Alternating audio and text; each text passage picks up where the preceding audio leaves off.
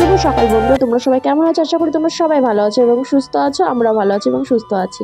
তো নতুন আর একটি ভিডিও নিয়ে আবারও চলে এলাম। তো দেখো সকালবেলা পাশের ছাদে হচ্ছে ধান মেলেছে, আর দেখো পায়রাগুলো ধান খাচ্ছে। তারপর দেখো একদম রান্নাঘরে চলে এসেছি। রান্নাঘরে এসে দেখি তোমাদের দাদাভাই তেলাপিয়া মাছ নিয়ে এসেছে। এখন ওটাতে কী করে বুঝে পাচ্ছি না। তারপর ভাবলাম যে মশলা করি।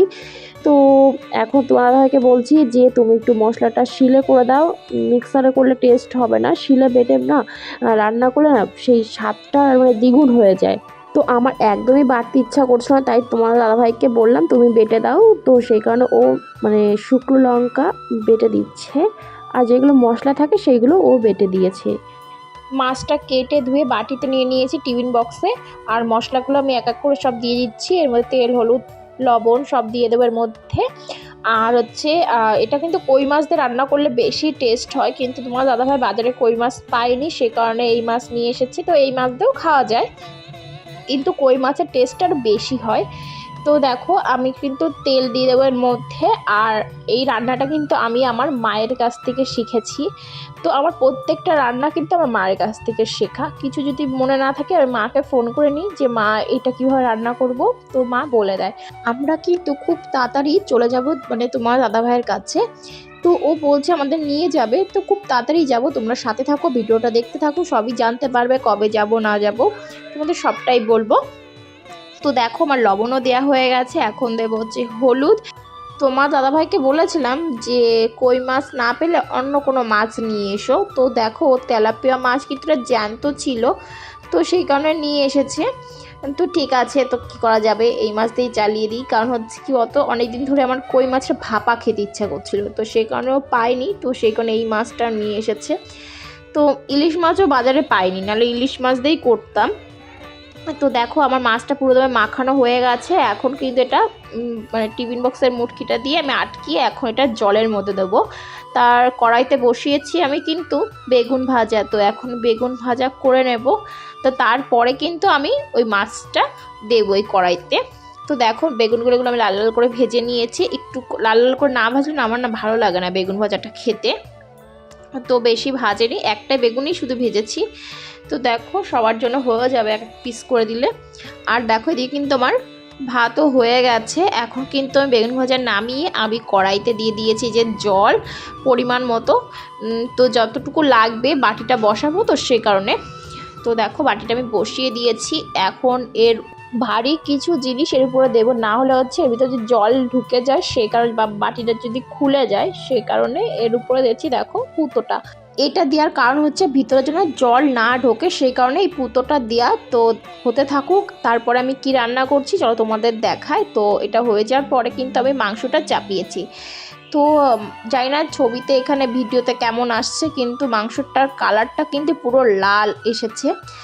খেতেও কিন্তু অনেক সুন্দর হয়েছিল। তো দেখো মাংস হয়ে গেছে, আমি এখন এগুলো সব ভাত বেড়ে নিয়েছি। তোমার দাদাভাইকে কখনের থেকে আমি ডাকছি, ভাত বেড়েছি, আসো খেতে আসো, তো আসছিলই না, তো সেই কারণে বসেছিলাম। তো দেখো ভাতের উপরে দিয়েছি বেগুন ভাজা, এখন মাছটা দিয়ে দেবো। মাছ ভাপা কিন্তু আমার হয়ে গেছে। তো দেখো কত সুন্দর কালারটা এসেছে, তো খেতেও কিন্তু অসাধারণ হয়েছে। অনেক জামা কাপড় ছিল, সেগুলো কেচে ধুয়ে নিচে মেলে দিয়েছি। আর এখন এসেছি ছাদে, কারণ হচ্ছে কম্বল মেলতে। তো আমি এই ভারী কম্বলগুলোর উপরে নিয়ে আসতে পারতাম না, সেখানে তোমার দাদাভাইকে বললাম তুমি নিয়ে চলো, কারণ সেখানে ও নিয়ে এসেছে। আর শীত তো বলতে গেলে চলেই গেল, তো সেই কারণে এখন মেলে দেবো। এটা ঢুকিয়ে রাখবো কম্বলটা আলমারিতে রোদ দেওয়ার পরে। এই কম্বলটা কিন্তু তোমার দাদাভাই এই শীতে কিন্তু কিনেছে। আর একটা যেটা কম্বলটা আমি মেলবো ওটা কিন্তু আমার বাবা বিয়েতে দিয়েছে, মানে আমার বিয়ের সময় ওই কম্বলটা দিয়েছে। তো ওটা হচ্ছে আমার মা বাবা এসেছিলো, তো তখন ওটা বের করে দিয়েছিলাম। তো সেই কারণে একটু মানে রোদ্রে দিয়েছি। তো ওটা তো রোদ্রে দেওয়াই হয় না, তো ওটা বেরই করা হয় না, সেই কারণে হচ্ছে বের করেছিলাম। তো অনেক দিন হচ্ছে বের করা হয় না, তো রোদ্রে দিয়ে রাখলে না ভালো হয়, তো রোদ্রে দিয়েছি সেই কারণে। আর দেখো বাবুর কম্বলটা হচ্ছে সেই বললাম যে কেচেছি, সেটাও রোদ্রে দিয়েছি। আর যে জামা প্যান্টগুলো সব শুকিয়ে গেছে সেগুলো নিচে নিয়ে গেছি। আর দেখো বাবুসোনা আমাদেরকে দেখতে পেয়েছে যে ছাদে আমরা রয়েছি, তো সেই কারণে ও আসবে বলে দেখো হাত উঁচু করছে। আমি বলছি ওই পাশ দিয়ে আসো। দেখো ও একা একা সিঁড়ি কীভাবে উঠে উঠে চলে আসছে। তো প্রথম প্রথম ভয় পেত, তো এখন দেখো ভয় পায় না, ও নিজে একা একা উঠে চলে আসছে। তো দেখো ওই যে বাবুসোনা। আর এইটা কিন্তু আমার বাবা দিয়েছে আমাদের বিয়েতে। তো দেখো কম্বলটা কিন্তু খুবই সুন্দর, গায়ে দিলে মনে হয় না যে কম্বল গায়ে দিয়েছি, এত সুন্দর একটা কম্বল। আর তোমাদের দাদাভাই যেটা কিনেছে ওটা না মানে শুয়েছি কিন্তু অত তাড়াতাড়ি মানে ওম হয় না, এটা খুব তাড়াতাড়ি ওম হয়ে যায়। তো দামটাও কিন্তু অনেকটা আপ ডাউন। তো যে বাবা যেটা দিয়েছে ওটা কিন্তু আমার পছন্দ এবং কি আমি গিয়ে কিনে নিয়ে এসেছি। অবশ্য আমার বাবা যেটা দিয়েছে সেটার দাম বেশি, আর তোমার দাদাভাই যেটা কিনেছে একটু কম দাম। আমাদের ছাদের থেকে দেখো জমিগুলো কত সুন্দর লাগছে, সবুজে সবুজে ধান লাগিয়েছে। তো আর দেখো এই পাশের ছাদে কিন্তু ধান মেলেছে, তোমাদের তো সকালবেলা বললাম। তো তারপর দেখো আমি নিচে চলে এসেছি, নিচে আসার পরে এটা বিকালের দিকে দেখো আমি উঠোনটা ঝাড় দিয়ে নিচ্ছি, প্রচণ্ড পাতা পড়েছে, কাঁঠাল গাছের পাতা একটু হাওয়া দিলে না, এখন পাতা পড়ে, গরমকাল পড়ে যাচ্ছে, হাওয়া দিলে না প্রচণ্ড পাতা পড়ে। তো উঠোন কিন্তু 3বার করে ঝাড় দেওয়া হয়, মানে সকালে দেওয়া হয়, দুপুরেও দেওয়া হয়, বিকালেও দেওয়া হয়, মানে এতটা পাতা পড়ে। তো যদি আমি একবার ঝাড় দিই আর বিকালে ঝাড় দিই না, তাহলে হচ্ছে কি হয় বলো তো, পাতা প্রচণ্ড পড়ে তো টেনে নেওয়া যায় না ঝাঁটা দিয়ে। তো দেখো তাড়াতাড়ি করে উঠোনটা কিন্তু আমি ঝাড় দিয়ে নিচ্ছি। আর তোমার দাদাভাইকে বলছে আজকে কিন্তু আমাদেরকে এক জায়গা নিয়ে যাবে, তো ও বললো কোথায় যাবে, তা আমি বললাম যে ঠাকুমাকে দেখতে।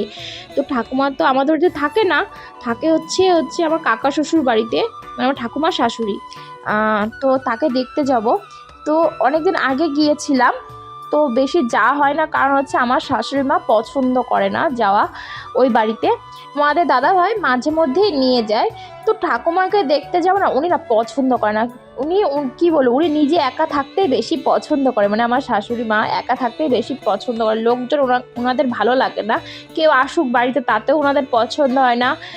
উনি বলবো না, এই বাড়ির প্রত্যেকটা লোকই না লোকজন পছন্দ করে, শুধু তোমাদের দাদাভাই একটু আলাদা, ও মানুষজনের সঙ্গে মিশতে বেশি ভালোবাসে, কিন্তু বাড়ির প্রত্যেকটা মানুষ না লোকজন পছন্দ করে না। কিন্তু আমার না সেরকম ভালো লাগে না, আমার লোকজনের সঙ্গে মিশবো, কথা বলবো, সেটাই তো ভালো লাগে না। তো দেখো তারপরে তোমার দাদাভাই যে নিয়ে যাচ্ছে আমাদেরকে। আর পাপা সোনাকে বলছে, পাপা সোনা কোথায় যাচ্ছ? তো ও তো জানে না কোথায় যাচ্ছি, বলতে পারে না। তো এইটা হচ্ছে আমার কাকা শ্বশুর বাড়ি। তো এখানে এসেছে, যে ঠাকুমা শুয়ে রয়েছে এই ঘরটায়, তো এই যে দেখতে আসলাম। ভালো আছো? ভালো আছো? কি হয়েছে? জল আইছে? এটা হচ্ছে আমার ঠাকুমার শাশুড়ি। তো ঠাকুমার শরীর ভালো নেই, সেই কারণে মেন দেখতে আসা। তো ওর মাথায় হাত বুলিয়ে দিচ্ছি, তা জিজ্ঞাসা করছি কেমন আছো। তো দেখো উনি বলছে যে আমি ভালো নেই। তো দেখো বলছে ভালো নেই, তো আমি বলছি চলো আমাদের বাড়িতে। তো বলছে যে না, তো উনি যাবে না সেটাই বলছে। তো উনি গিয়েছিল আমার মানে বিয়েতে, মানে বউ ভাতের দিন গিয়েছিল ঠাকুমা, আর পরে আর যায়নি। তো আমি বললাম যে চলো আমাদের সাথে। তো তারপরে উনি বলছে না যাব না। তো আমাকে জিজ্ঞাসা করছে তুমি কি রান্না করেছো আজকে। তো আমি বলছি যা যা রান্না তাই তাই বললাম। তাই আমি বললাম যে তুমি খাবে নিয়ে আসবো বাড়ি থেকে। তো বলছে না।